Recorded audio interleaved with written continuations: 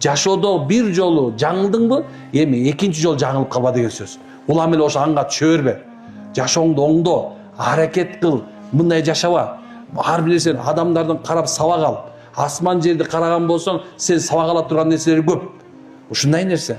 Демек жүрөгүңүздү багытташта биринчи адал жана арамдан сактаңыз. Экинчиси болсо эмне экен? Ушул тажрыйбалуу адамдардын жакшылыгын караңыз. Жан дүйнө өзү бул бактагы өсүп турган жалбырак сыяктуу. Бар го жалбырак.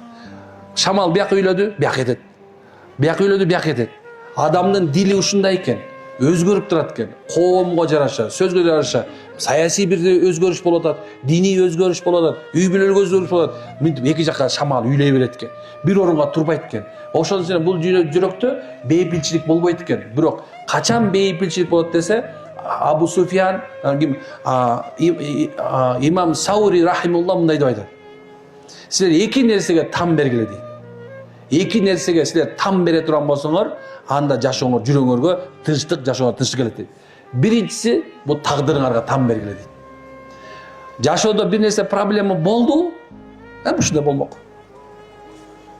Точно ушундай болмок. Башкача болмок. Ушул эле боткон жемексиң. Окончательный итог жашоодо мисалы азыр мен эмне болот? Мына каяка келген болсом мен тагдырым экен мынакей. Мен ыраазымын. Ошон үчүн жүрөгүм тынч.